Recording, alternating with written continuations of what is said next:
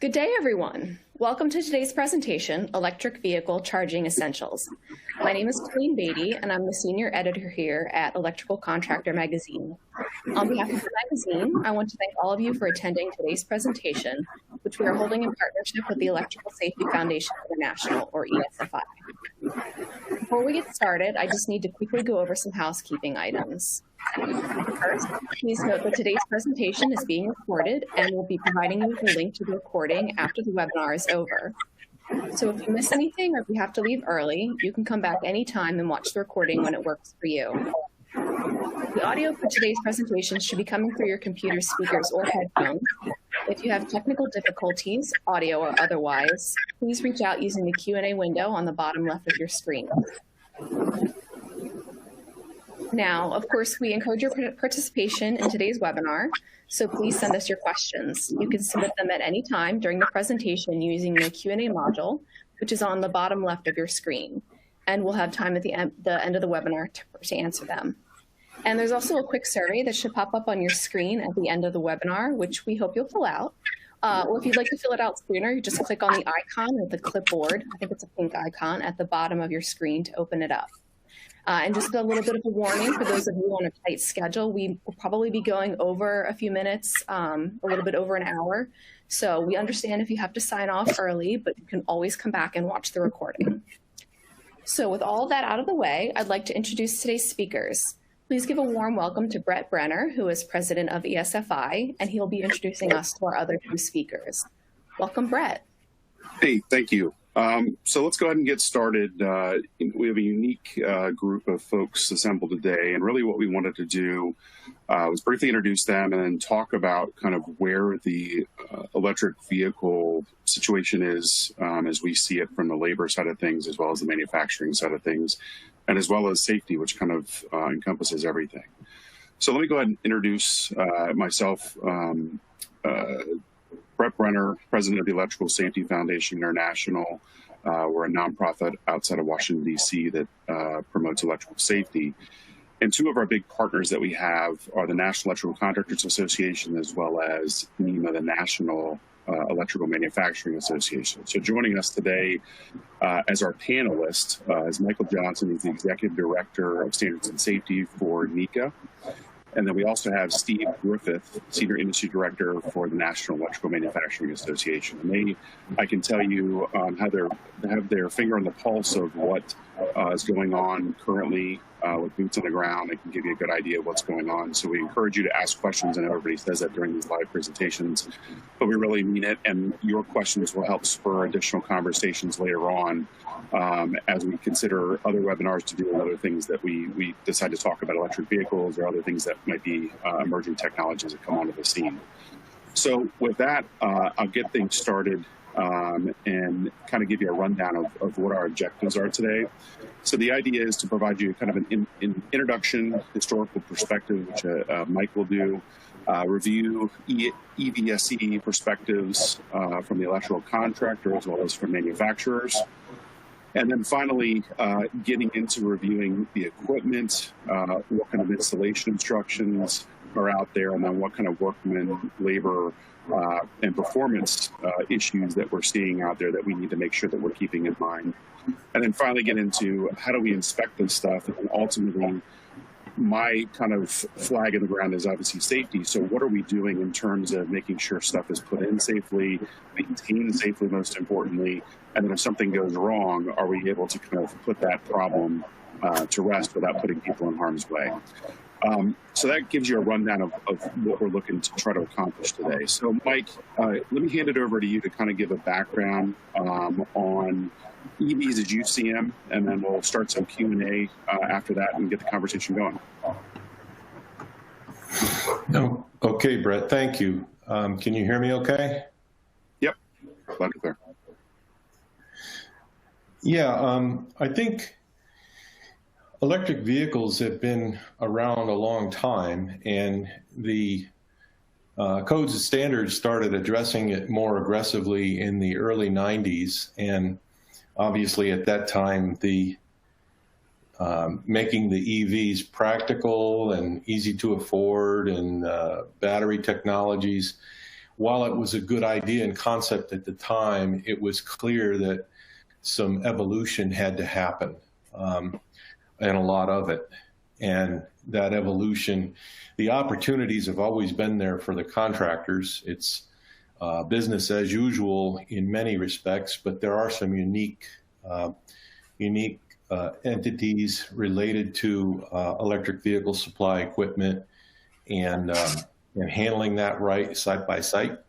And so from a contractor's standpoint, the waves, I say waves, the waves of opportunity have been hitting the shore.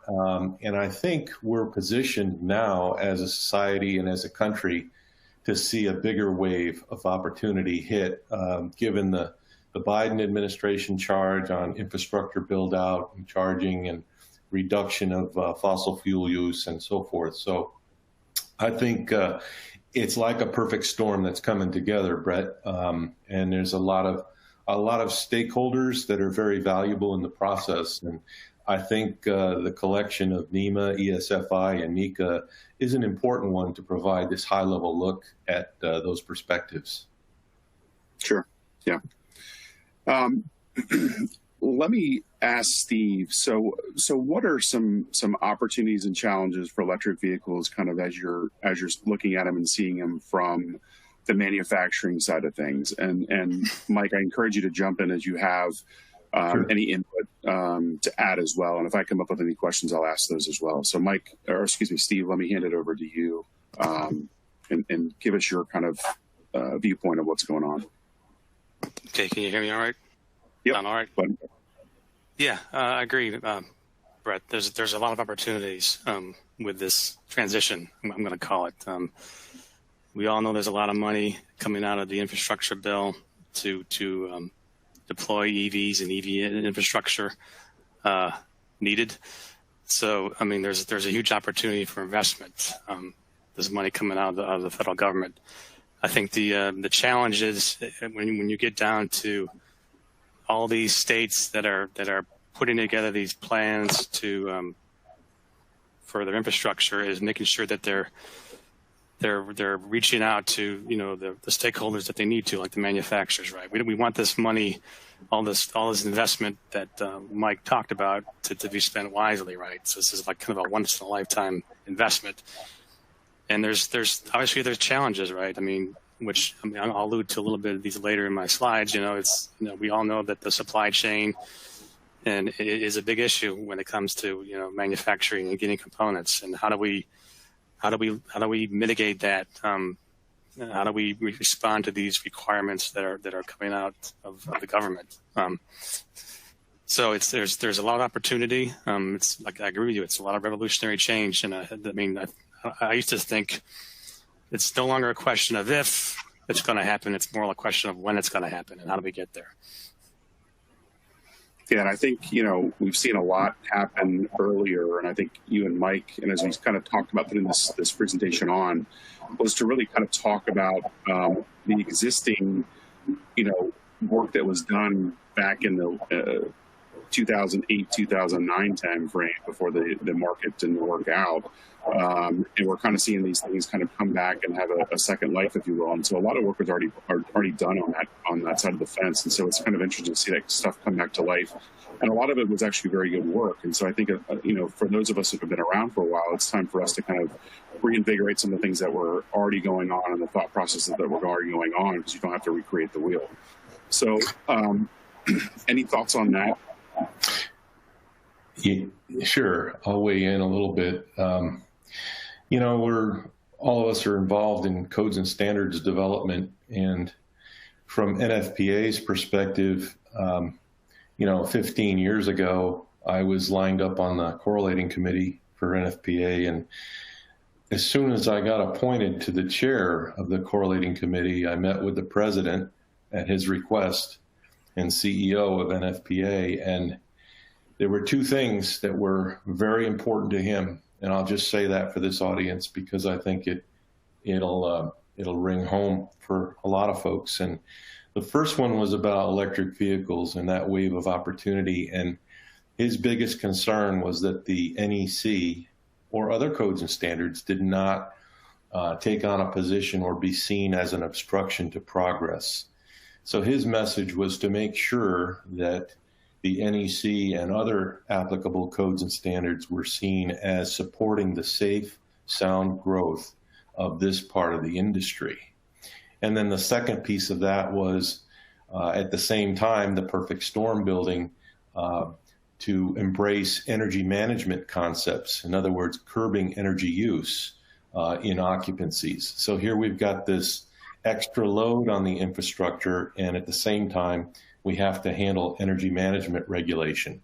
So it's a challenge. I think our industry is very capable and very smart. I think we're doing what we can at this point, but I think a lot of opportunity moving forward. So there's a perspective, a big picture perspective of some of the things we're dealing with within our own organizations and as an industry. Sure. And, I kind of skipped around a little bit, but wanted to kind of provide Steve the opportunity to kind of give his perspective on, kind of what you're seeing from statistics, data, and that kind of thing. We got some slides. I don't want to skip over these and maybe kind of mention these a little bit, but I think the numbers are important and speak volumes to kind of where we are and where we want to go. Is it realistic and that kind of stuff, I think is the ultimate question, but that's kind of what we're here to discuss today. So Steve, can you kind of tell us what you're seeing from that manufacturer's perspective and how we might get to where, politicians and other folks might like to see us get? Yeah. Thanks, Brett. Like I said, I think this is a transition is happening. I attended the EPRI conference recently. A big focus of that conference was transportation electrification. And I think the numbers you see on this slide, something that just kind of stood out to me, right? Kind of where we are now. And I think the number that kind of is key here is that we're already at 5.8% of EV sales as a percentage of total vehicle sales. That number has gone up quite a bit in the last few years. And that's going to put a lot more EVs on the road, by 2030. So we're going to need the infrastructure to support that, right? I get this question asked all along. You need EVs, you need infrastructure, you need them both. And I think the federal funding that's coming out is going to leverage that. The goal here is 20 million public charging stations by 2030. If you go to the next slide,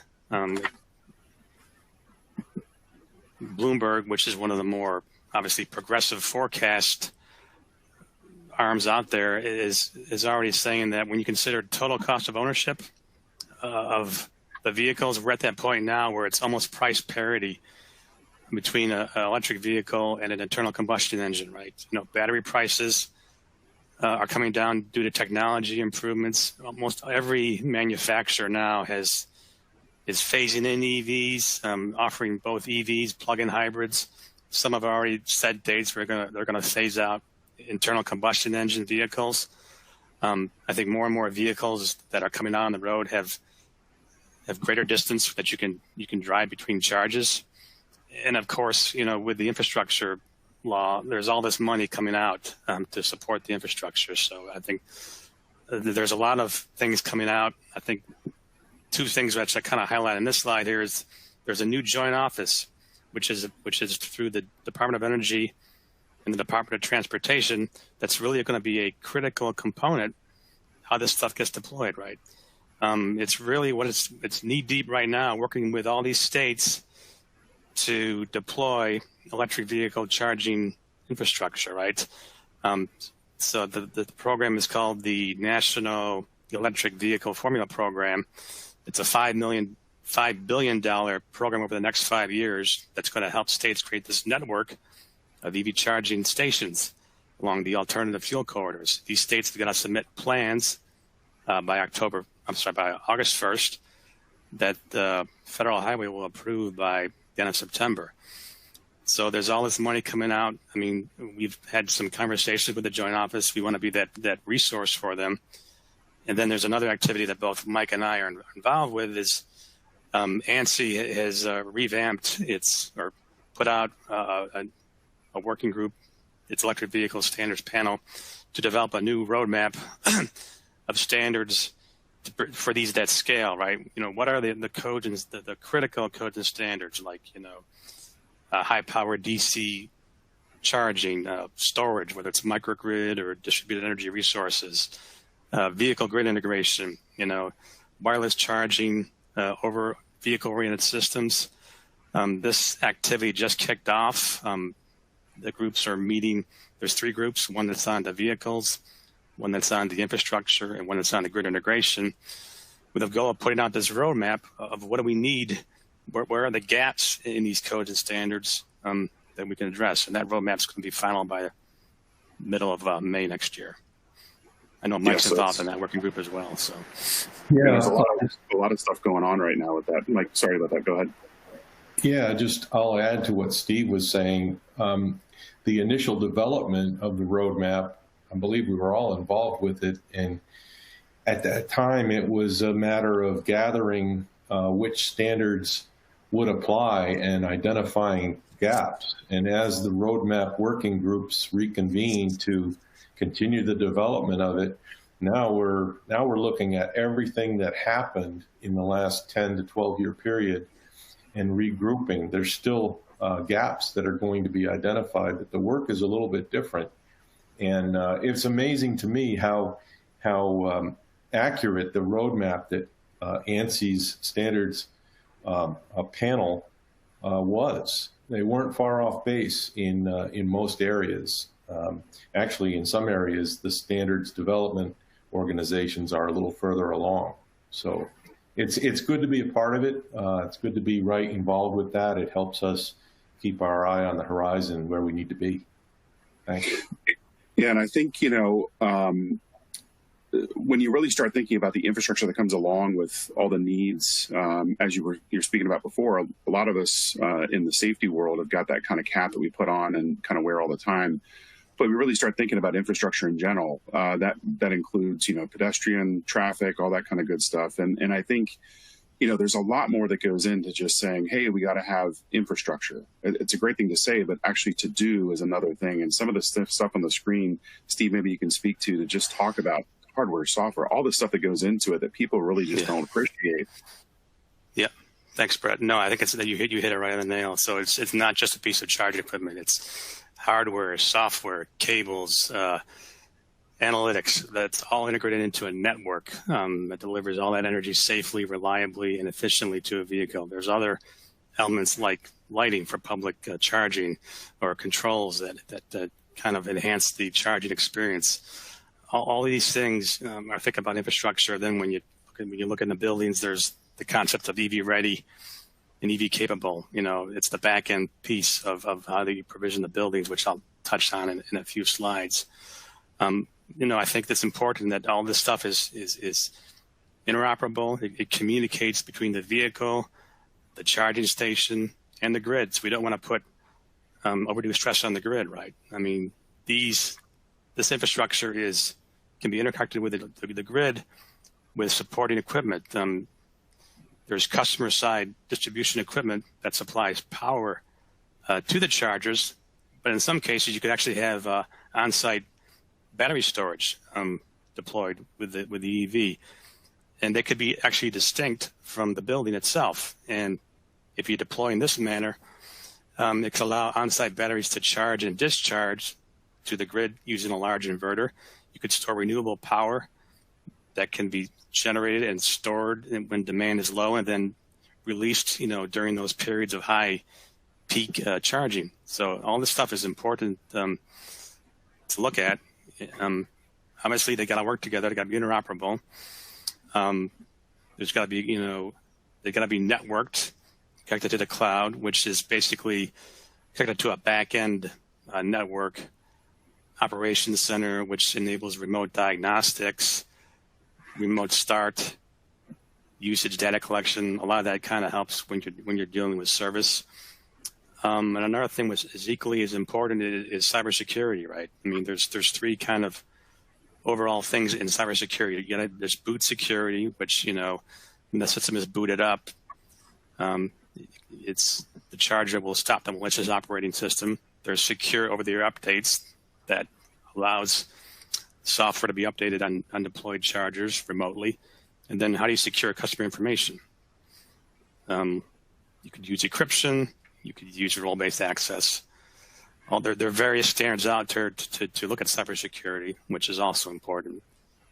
And then what you're showing on the slide here is the idea of what we're doing with EV ready and EV capable. That's a very key component, right? Because when you're for buildings, you want to make sure you have the approved raceway, the conduits, the electrical panel service capacity, overcurrent protection, termination points, whether it's EV ready or EV capable. And we've been hard at work trying to incorporate EV ready requirements into the 2024 International Energy Conservation Code. And right now we're at the point where the residential committee has actually got our language into this code, which we're kind of marching through the finish line, but that's a requirement for all 1 or 2 new family dwellings or townhomes or low rise to have an EV capable parking space. This saves, of course, when you're doing new buildings, it saves on, going back after the fact and installing that stuff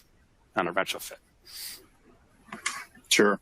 And I think, the other part of this, and this is kind of where I come in, is kind of the safety elements of, what does it look like when it's great to have the initial investment, get the stuff installed, but then when 90% of the time we're in that operation and maintenance kind of phase, what does that look like from your perspective? Because there's a lot of things that I look at and I can kind of foreshadow, and a lot of people have about safety concerns. What are you kind of seeing from the manufacturing side? Yeah, no, and a good point. I mean, I think you alluded to this. You've got to have a well-developed operation and maintenance model. You want to avoid stranded assets, right? So you want to be able to have preventive maintenance. You want to have a call center. You want to have that remote monitoring of the chargers. You want to have service ticketing, technicians that are trained, and there's different types of training for technicians, which I think Mike will talk a little bit about later. And you want to have an inventory of spare parts, right? I think this is all key. So when these things are deployed, you're able to operate and maintain them adequately. Yeah, especially, given the supply chain challenges that we have now, it's one of those things it's a pretty obvious thing now, but 2-3 years ago, it was just kind of, oh yeah, we'll get it from, wherever you need it from. And that's just not the case anymore. Yeah. And so, I think one of the biggest questions that a lot of folks have is kind of what are the costs that are associated with, the things that are coming out. And so I think people can understand, from a personal perspective, okay, I can, now that there's some parity in terms of what the cars cost, what's it going to be in terms of other costs that I'm either not figuring out, or from a business perspective, what are going to be the requirements, from, businesses that either have to retrofit and bring this stuff in, which creates all kinds of new potential headaches and problems and, requirements. And then if you're building a new building and you have the opportunity to really build the right raceways and openings to have this stuff installed, automatically, it's a great opportunity. But we're kind of in the Wild West where we don't know what's going to happen. And we as humans like to mess things up. And no matter how smart we think we are, we come up with ways to kind of create new problems. So any thoughts on that? Yeah, actually, there was an RFI put out earlier this year from the DOT and the DOE about Buy America requirements on EV chargers, which had a lot of those kind of questions. The idea of that RFI, they wanted to gather information on shifting this manufacturing to the United States. They want to hear from all the stakeholders on how on the availability of EV chargers manufactured and assembled in the U.S., right, and whether they comply with Buy America requirements. You want to go back to that slide. The cost, there's costs are varied, right? I think the link in that slide there gives you an idea of approximate costs for pedestal mount freestanding EV chargers for level 1, level 2 DC fast. Wall mounts are different, but costs vary. I mean, there's several factors besides the rated power of the charger, cables, cable management, payment systems and network integrations, delivery times. I mean, we talked about the supply chain. EV chargers rely heavily on semiconductors, circuit boards, advanced power electronics, and other commodities. Currently, they're not reasonably cost-effectively produced in the U.S. They also require what they call human-machine interfaces, or HMIs, which are liquid crystal displays, semiconductors, and EVs are only a small fraction of that market.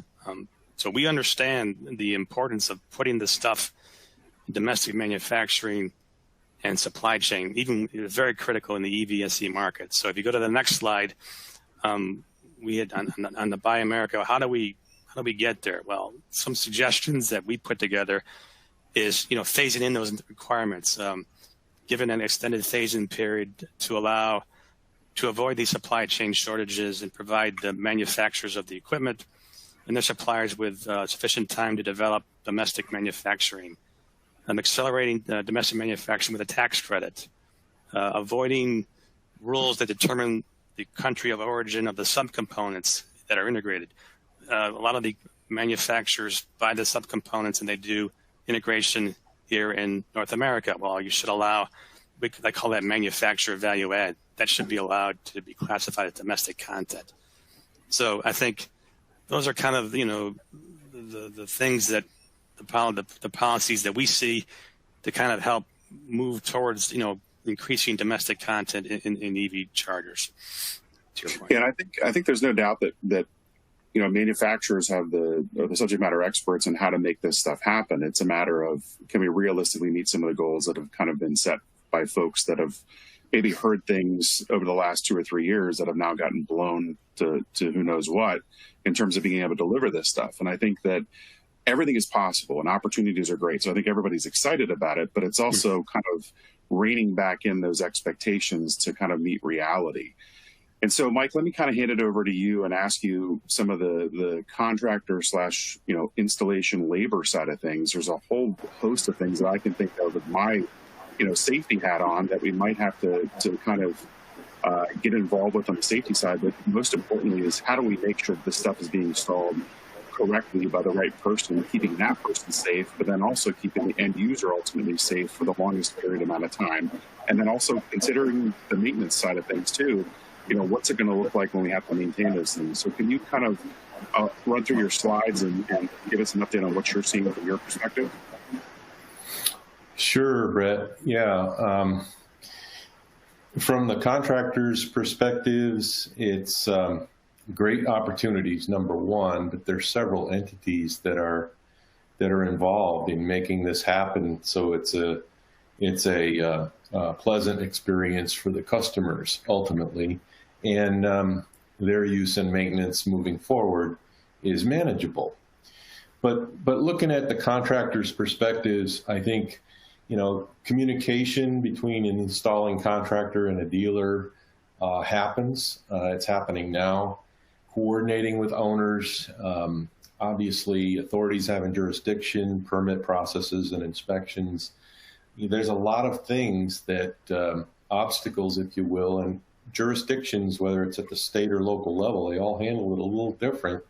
But I think they're all under those mandates that this is going to happen. So we've got to move those obstacles and promote economic development in this area.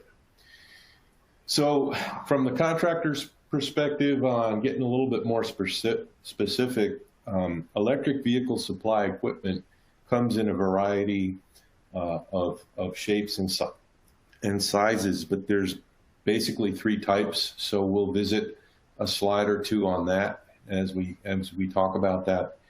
And one of the key components for contractors is performing an accurate site assessment. And the site assessment really needs to look at the power source and the capacity to make sure that these continuous duty loads that are being added, which can be as much as a dryer load up to a full range load, depending on the type you buy, and it's gonna exist for quite a period of time. So you got to have service to support that. Sometimes it involves a service upgrade, but there are opportunities in the NEC to incorporate an automatic load management system that might relieve the requirement to upgrade the service. Coordinating with the applicable utility, Steve mentioned a little bit about that, but utilities are one of the big stakeholders here, because let's face it, the grid is not built out in every area. And Steve mentioned the use of solar photovoltaic to charge large battery storage systems and pick up the charge from those batteries that are stored. A lot of that's going to happen, especially where the grid is not built out or the grid is not capable at this time. So when I talked about that perfect storm, that's one of the elements there.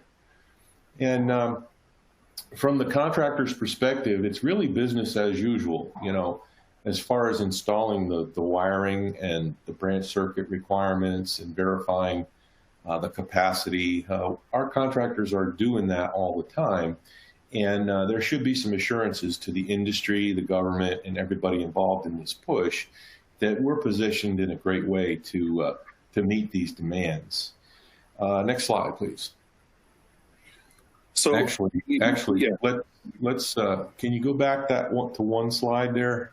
Sure. I want to make a couple of points on that slide. The site assessment is important. Obtaining the proper permits. The electrical contractors are used to doing this. They have relationships with the authorities having jurisdiction as far as obtaining plans, approved plans, permits, and then handling the inspection processes on the front lines. And facilitating the process of installing the EVSE according to what the manufacturer requires and associated training and branch circuit wiring, and then making sure that the commissioning and the startup of the equipment is done correctly so the customer experience is complete. Those are some key perspectives, and we'll dive into a few details in a few of those areas, Brett.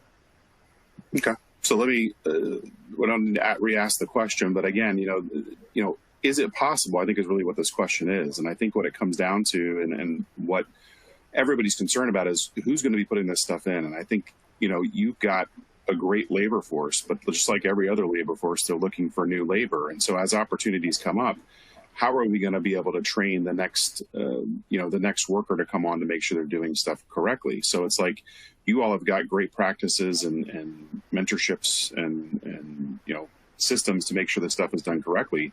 But there is no skipping steps. There's no fast forwarding. There's no easy way to get this stuff done. And I think that's an important thing that a lot of people aren't thinking about is we have the opportunity, but where's the labor to actually do the installation, the maintenance, and that kind of stuff. And I think that's kind of, why, once the rubber meets the road, pun intended, we've really got to figure out, how is this stuff going to actually operate? And, if something goes wrong, how do we get it up and fixed again?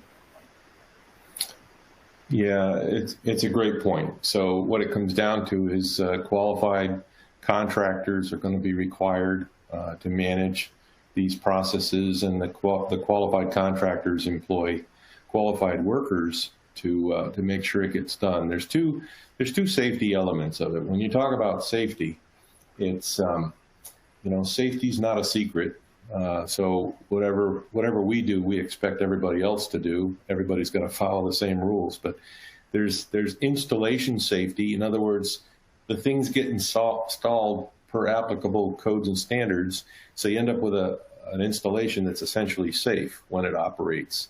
And then you have the safety element of the workers that install it. In other words, when they're performing the task of installation, are they doing it in a safe manner? And in some cases, it can involve connecting to a panel board or service equipment that may be energized, and there's rules that go along with that. And we'll visit those in a little bit more detail. But if you want to go to the next slide, actually two slides, because we covered, get to the one that talks about who a qualified person is. And I think that's important, that folks understand that there's a definition of qualified person in the NEC, and it's a very basic one, but it includes some key components. There's also a definition in NFPA 70E of a qualified person, and that's the one that you see on that slide. And it's one who demonstrates skills, and the demonstration piece is to the contractor. The contractor assigns the qualified person to perform the task. But they understand construction and operation of the equipment and the installation, and they've received safety training to identify those hazards involved in that. So the last thing we want is workers to be untrained and not familiar with the equipment and put themselves in harm's way. So the qualified person aspect of it is a good one, and it relates to both safety of the installation and operation of the equipment after it's installed, and plus the the safety of the workers that have to install it. Sure, sure. So what kind of, I think, going backwards sometimes to really understand the basics in terms of some terminology to make sure we're all on the same page. Let me kind of run through these next couple slides, and you can tell me where you want to stop. But it gives you, kind of, there's some new ways to, supply power, and these are great. But what are some of the challenges involved with kind of implementing some of these power supplies? Or connectors and those kind of things. Yeah, terminology is important when you're applying codes and standards, and using defined words and terms becomes important for contractors and installers. They help clarify the rules where those words and terms are used. What you saw in those pictures was some cord reel assemblies that deal with the cable management piece for electric vehicle supply equipment. There's a lot of unique, great products by several manufacturers. Just about every manufacturer of electrical equipment is involved in some form or other with EVSE manufacturing. But the terminology, like what is the electric vehicle connector, that helps get specific where that word is used in, or term is used in a rule. And next slide, please, is a fairly new definition. It's electric vehicle power export equipment. In other words, the vehicle can be used in a V to X arrangement. In other words, there could be power off-boarded the vehicle because of the battery capacity and the conversion equipment on the vehicle. Power can be used from that vehicle for utilization equipment, even remote from any connection to EVSE. So that's a new concept. And for folks, if the vehicle powers anything on the premises wiring, it becomes just like a generator. It has to be treated that way because it's connected to the premises wiring. But in a V to X arrangement, where it's powering remote radios and things like that, it's got relief from those requirements. It still has to comply with any protection rules that are necessary, but the code does a good job of setting a demarcation point for that. Next slide. And you got the portable equipment as compared to fixed and permanently installed. EVSE Type 1 in its basic form is able to be plugged into a general use receptacle in an occupancy. Of course, you're going to wait a long time for the charging process to be completed. Next slide, please. And fairly new on the scene is wireless power transfer, where we're using induction and magnetic coupling to accomplish the charging process between the EVSE and the vehicle itself. And those types of equipment are all listed. They're evaluated to certain standards and installation instructions, manufacturer's requirements, certainly key. Next slide, please. To make sure that all of those requirements are met. And these slides are just really generic that show what we're talking about on wireless power transfer. Mm-hmm. It's interesting. I think a lot of people haven't, on the manufacturing side and contractor side, you see a lot of the stuff that's coming, and it's pretty amazing kind of how things are adapting to kind of, meet certain people's needs, but it also creates more potential hazards in the future as well. And I think, one thing before we go on, it's interesting that, we're talking not about typical 120 volt household power anymore. We have stepped up into much higher power ranges where you're going to get yourself, if you touch it, you're really going to put yourself in a dangerous situation. And I think it goes without saying that, people need to be qualified to do the work that they're going to be doing. And I think any do-it-yourself notion, those needed to be dispelled pretty quickly. We're not just talking about household electrical anymore, and that's very important to realize. And maybe many of us on this call realize that, but I think consumers need to understand that it's a different animal altogether when it comes, gets to 240 and above, where it can kill you pretty quickly if you're not doing something appropriately. So there's going to be some challenges with that. So sorry about interrupting. I just wanted to kind of mention that. No, it's a good segue into, my thoughts are it's not a job for a hot dog. There's a lot of folks out there that don't have the training, but they think they're capable of doing this stuff, and that's how folks get into trouble. So it's a great point. This slide here, it really takes information from NECA 413, which is a quality and performance standard that we put together in 2010. And I think part of understanding the EVSE is understanding where the charger is in relation to the supply equipment. Typically on level 1 and level 2, the charger is on board the vehicle, and there's a handshake and a talking between the EVSE and the vehicle to make sure the voltage and settings are correct before it releases power in. When you get into the higher capacities, some level 2 and some level 3 fast charge, the chargers are typically off-board, off the vehicle in most cases. So, and a lot of folks don't realize that, and that's where you get into necessary coordination between the manufacturer of the equipment you're installing and how the charging process is going to happen based on the vehicle and the supply equipment you're using. Next slide, please. And this is an important one. Steve, I know, can weigh in on this one. It's really a big part of our North American safety system. Steve? No, I agree. And a lot of, Article 625 talks about, listing equipment within that scope has to be listed, right? Whether it's UL listed or Intertech listed. I think that's actually from one of our member companies right there. So obviously that's kind of the bread and Bible of what Article 625 covers, right? As far as various aspects of It is. It is. It's that requirement has manufacturers submitting their equipment for evaluation by standards development organizations like UL and others. And when that happens, to meet the code requirement, it usually results in a set of specific installation instructions and direction from the manufacturer that need to be followed. So that requirement triggers a nice roadmap for folks to follow. If it's listed, it's going to have installation instructions, and there's your roadmap. Not following them can get folks into trouble. Agree. Yeah, and every situation is going to be unique, which Mike, you well know. It takes a lot of eyeballs to make sure things are being done correctly.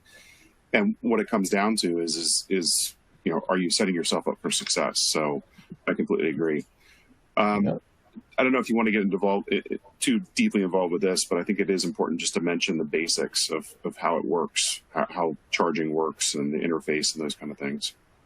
Sure. Just briefly, I can mention that. In the early phases of the ANSI standards panel development, at that time, the concept of developing a universal connector for vehicles was embraced by many manufacturers, and that's what triggered the J1772 connector, and that is a multi-purpose connector that's used depending on what voltage for many voltages. But the handshake is important once there's communication between the onboard charging and the EVSE to determine what's there before power is released. So there's nothing there other than sensing equipment until the handshake is complete between the connector and the receptacle, the inlet on the vehicle. And that's an important safety feature. But you'll see many of the fast chargers typically have a different configuration if you get into the really fast rapid chargers at high capacity. But by and large, you're going to see the J1772 connector used universally. Okay.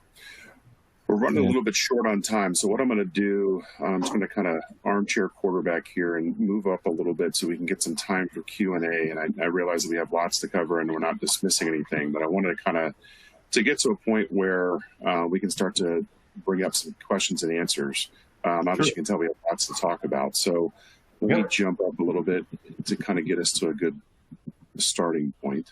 Bear with me one second, please. All right. So what we've kind of jumped over was a lot of the particulars on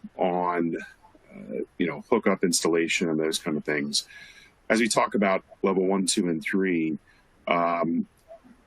there's some particular requirements that are required. So can you talk about those, Mike, and then we can push into questions that the audience has and maybe backfill if we have time at all? Sure. Well, level 1 is typically the cord and plug connected portable type of EVSE that plugs into a 125 volt, 15 or 20 amp receptacle, typically a 20 amp. And then you graduate, and you've got the slowest charging capacity rates with that type of equipment. And level 2 can be cord and plug connected to a unit that is fixed in place and fastened, or directly wired to an individual branch circuit. And that's the way you see it most of the time. But when you graduate to level 2, you're dealing with a higher voltage, higher capacity, which results in quicker charge times. And level 2 fast charge and level 3 are typically wired to an individual circuit, and they're at a higher capacity level. So there's 3 different levels, and as you graduate from level 1 to level 3, it usually reduces the charge time, but also there's installation costs and the equipment costs a little bit more. But society, they want it now. If there's a way to charge faster, that's what they want. And so what we see is, while a level 1 may come with the vehicle, folks are typically gravitating to a level 2, and then level 3 is what they usually see when they're out going from facility to facility or destination to destination out there while traveling.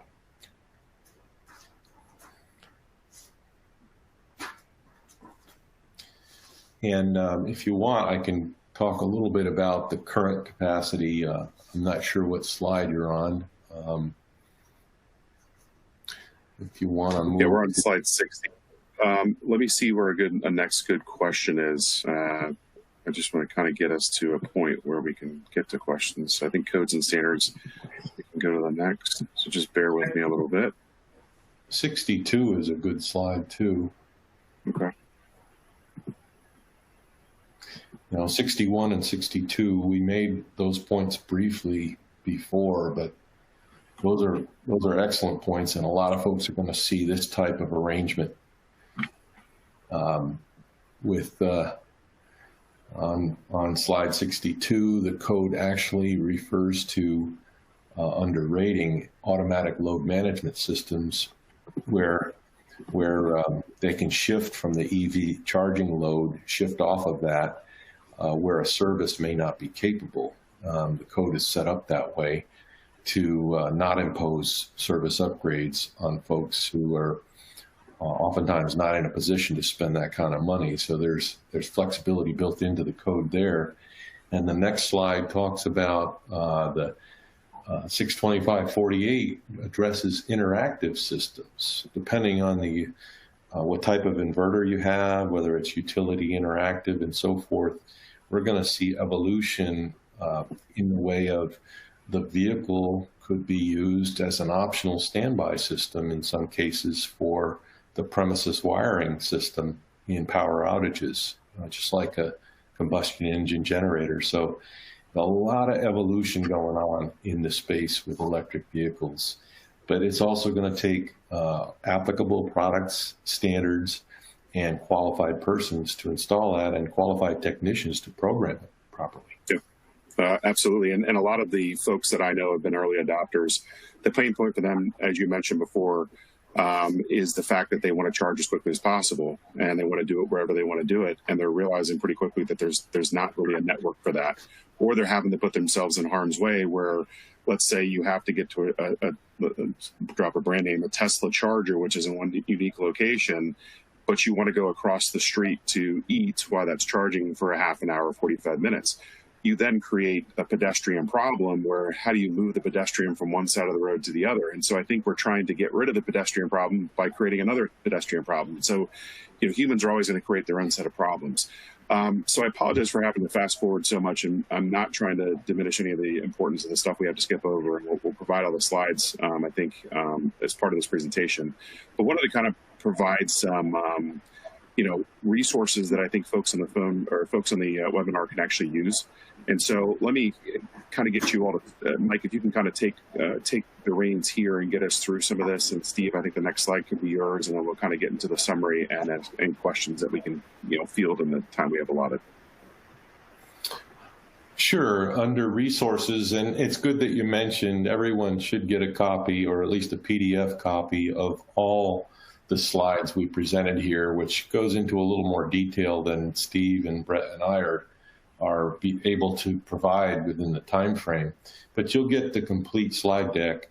The resources, I'm referring to organizations in the resource slide, because these organizations, if they don't have the resources themselves or the information and answers themselves, they're usually working cooperatively with any one of those other organizations on the slide and even beyond.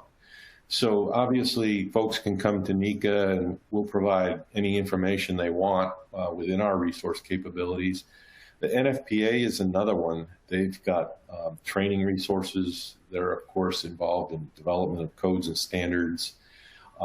NEMA is our partner on the manufacturer side. They develop their own standards. They've got just about every electrical manufacturer is involved with manufacturing electric vehicle supply equipment. So they're a great support resource, not only for our contractors, but for customers in the field. And then working closely with the Safety Foundation International, which is really concerned with protecting the public and protecting society in areas where this high capacity equipment is going to be installed. And there's another resource that was really started by NECA and IBEW, but there were several other stakeholders involved in the development of the EVITP program, which is the Electric Vehicle Infrastructure Training Program. And it really is a big benefit to both contractors and installers to get a little bit more into the specifics.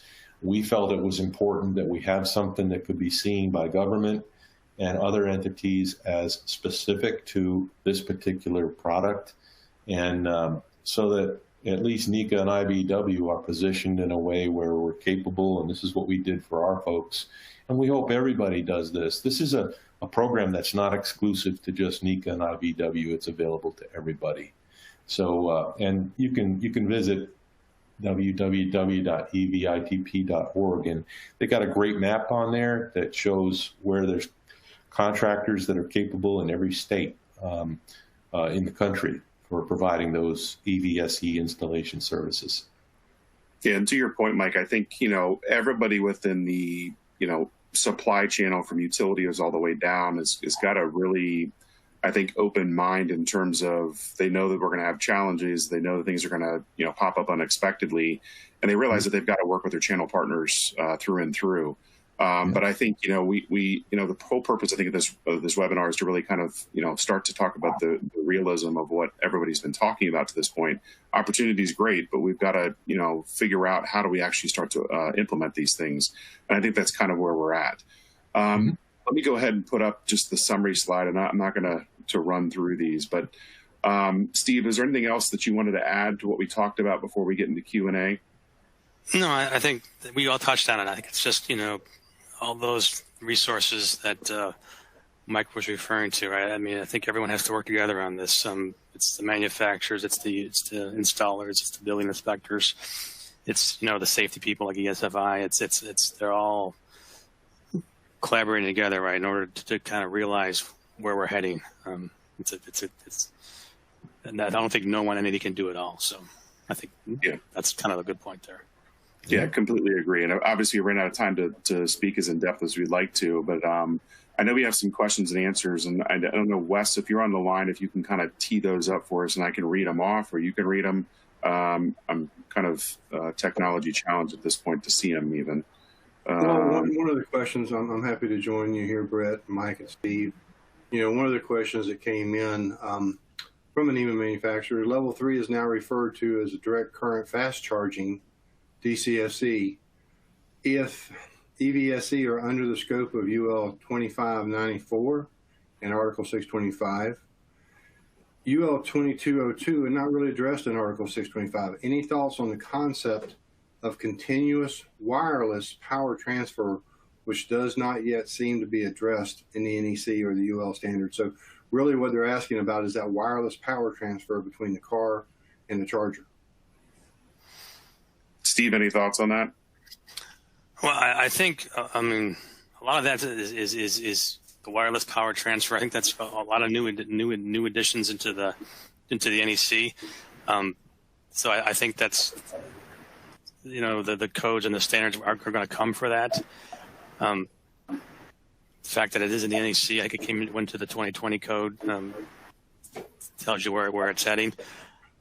I think the market there's a danger with technologies that are emerging. You don't want to standardize too quickly, but you don't want the market to fragment. So I think you'll see applicable standards and codes more coming out soon, and then this may fall out of the roadmap that Michael and I are involved with. This could be an area that we need to address via applicable standards or codes. Yeah, and that's the challenge that we have with NEC being updated every 3 years. There's going to be some gaps that exist, and then we have the states that adopt it at their own pace too. So, you know, it's really going to be up to the authority having jurisdiction to really kind of say this is what's allowed, not allowed, and they really need to be on the ball. I think that's one thing that's why communication is so key between these different entities and folks that are involved with this process, is the fact that, you know, technology is outpacing by far some of the codes that are out there and the standards that exist. And so we've really got to be on top of it. And people really it's almost become like software and computer updates, where we need to have somebody that really has their finger on the pulse. And so it's going to come down to these authorities having jurisdiction to really kind of make this stuff happen. Mike, do you have any thoughts on that? Yeah, the continuous duty load piece obviously applies on the AC side of the system, and there's conversion equipment that change it to DC when the AC is connected. So the load is transferred to the AC.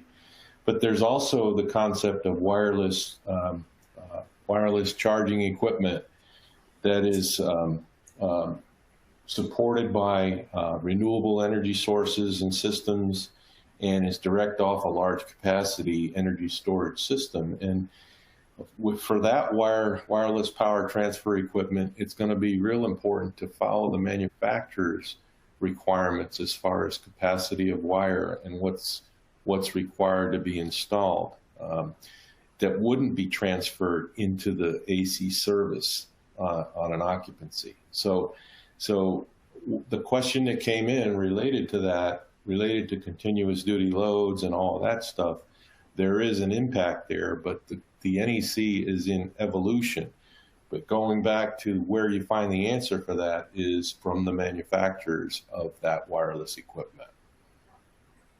And it's a great segue, Mike, into really the next question, because, you know, one of the questions that came in was regarding the installation of the charger, you know, and what are the electrical equipment requirements? I know we touched base on it in this presentation, but, you know, he's asking, is it necessary to have a special breaker, an SPD breaker, or another kind of protection for these types of installations? So is there any special equipment that's required when installing an ESFI charger? You know, Steve might know of something that a manufacturer specifies regarding whether they can use a certain type of breaker or have to, or whether a type of fuse can be used.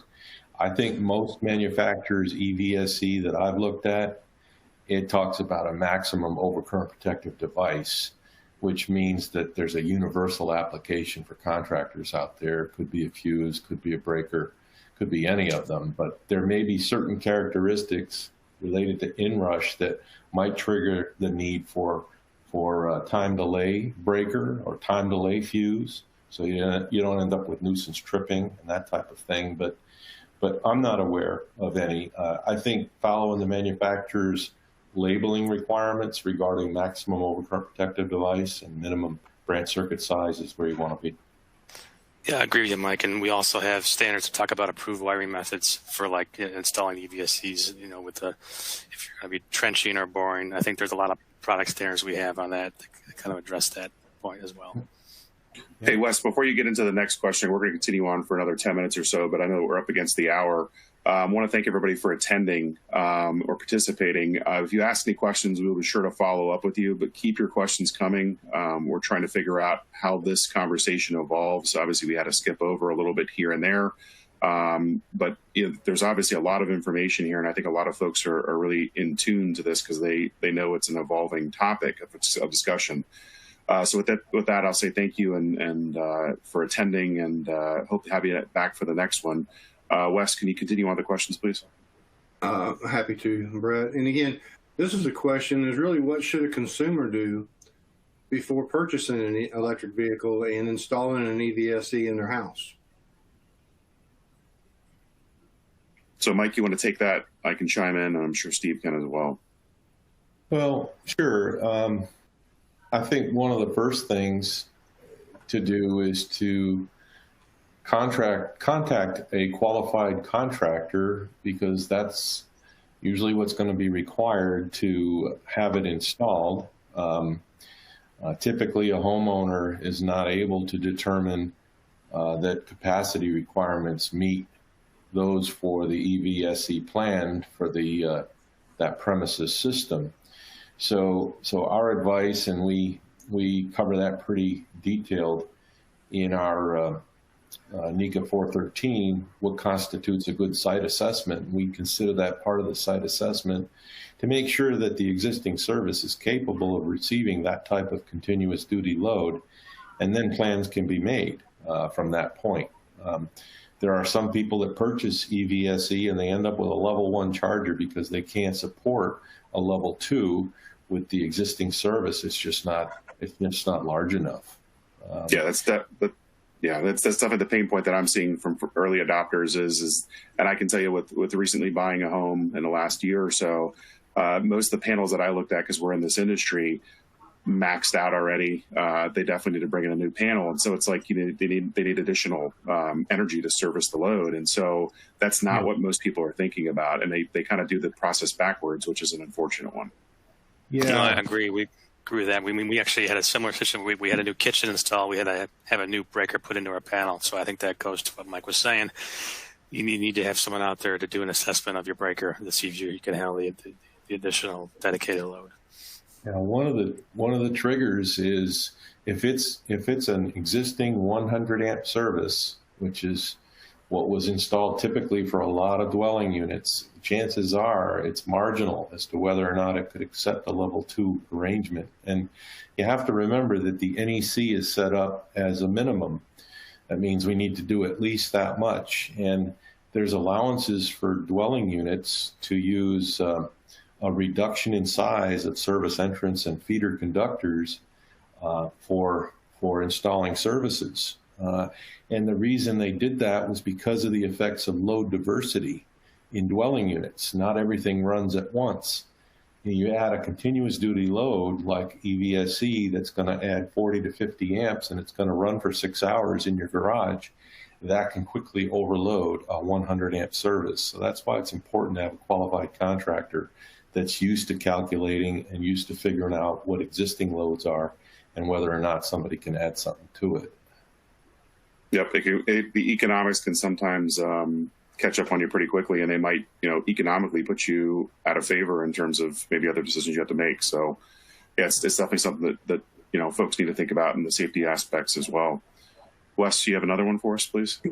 Yeah, and I think this one really goes back to Michael's explanation of a qualified person and why we want to have qualified persons and qualified contractors actually perform the installations, and that is, does electric vehicle service equipment require the working space dedicated equipment space per the National Electrical Code?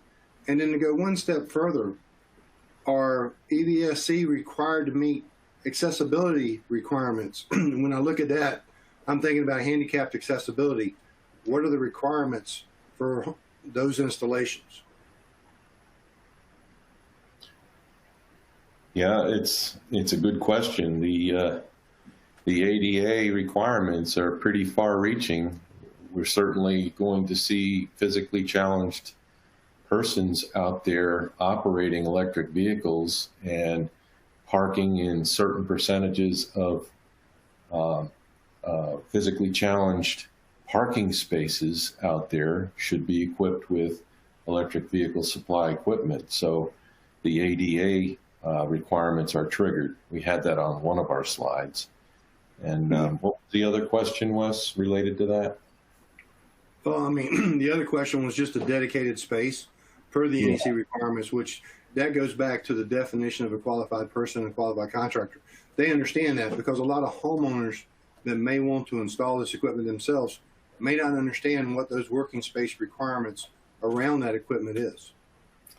Yeah, it's a basic requirement in 11026, and if really it falls into that category of equipment that is intended to be worked on or maintained or operated while energized, it usually is going to qualify for the minimum working space required by that section. It's 11026, I believe. Steve, any other thoughts on your end from the manufacturing perspective? Well, I think on the ADA requirements, I think there is an awareness, a new awareness coming up, because I think there's some requirements that are actually coming down from the government on ADA requirements for EV chargers, and I think to Mike's point, I think the awareness is increasing as more and more of these are installed and deployed. You've got to consider those kind of requirements. So I think that is still something that will have to be addressed. I agree. Yeah, and, you know, with existing buildings and stuff like that, when you're talking about the commercial industrial side of things, or even just workplaces, you know, retrofitting this stuff can really be a nightmare in terms of trying to figure out how you're going to run certain things. In addition, I just know that as these EV trucks start to come on the road and they start to tow trailers and stuff, these EV parking spaces and you know, charger situations are not meant for, you know, long extended vehicles. And so, you know, we're learning pretty quickly that there's going to be some limitations of how people are going to have to adapt and charge as necessary. So again, there's going to be a lot of growing pains that we're going to have to go through. Wes, you have another one, and I think we'll probably wrap it up after that. Well, we'll probably have time for one more by the time we finish this discussion. But this really delves into the infrastructure and really what it's going to take to accomplish. And I thought this was a good question. Maybe we can have some discussion on. You know, fleet charging is going to be big in a lot of areas around the country.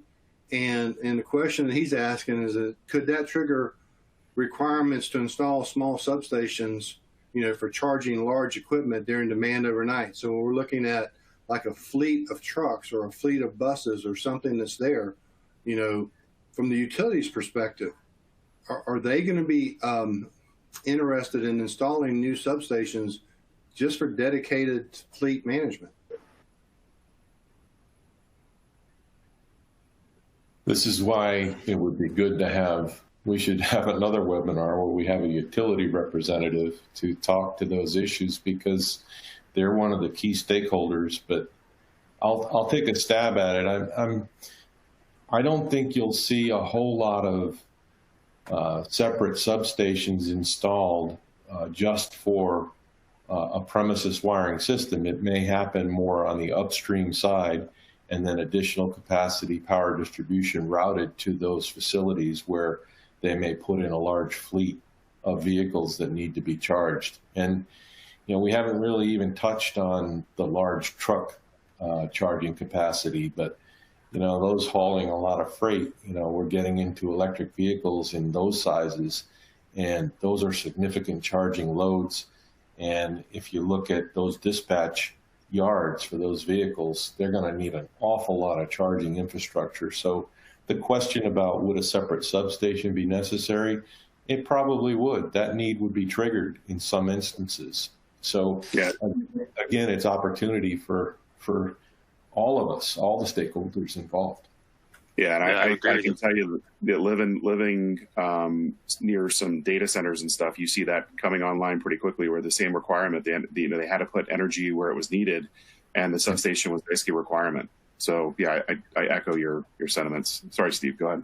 Well, and then there's also a megawatt charging system under development right now, which is a charging connector for the large trucks. I think that's being led through Charin, which is going to be a maximum rate of 3.75 megawatts or 3,000 amps at 1,250 volts to support these large, heavy-duty vehicles. And I think that's coming. And to Mike's point, that's a question for the utilities, who are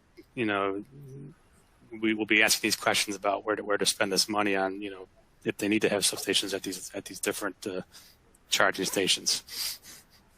Sure. Yeah. So we obviously have a lot of challenges, and I think we just touched on a couple that were more of the obvious ones, but there's still a lot more to discuss. So, Wes, I don't know if you can close us out if you've got any housekeeping things that you want to put out there, but if not, I can do that as well. Well, I'll turn it back over to Colleen, but I know there's a lot of questions that came in. Unfortunately, we don't have time to address each and every one of them today. We will take a look at the questions and provide a written response, and hopefully that can be included in the PDF that's going to be going out of this presentation of the entire slides that's going to be made available to all the attendees that are registered. In addition to that, I know that this will be available in a recording later for playback and viewing by others after this webinar is over with. So I'm going to let Colleen take us home. Thank you. Thanks, Wes. So yes, you will receive an email in a few hours with a link to this recording, as well as a link to a copy of the slides. I've also gone ahead and dropped the slides into the resources box on the bottom right of your screen, if you'd rather just download it now before you forget. So on behalf of Electrical Contractor Magazine and ESFI, I want to thank our speakers, Brett, Mike, and Steve. This was a fantastic presentation, chock full of some great information. Please don't forget to fill out your surveys. They will pop up on your screen when this webinar ends. And we just hope you have a great rest of your day, and we hope to see you at a future webinar. Thank you, everyone. Thanks.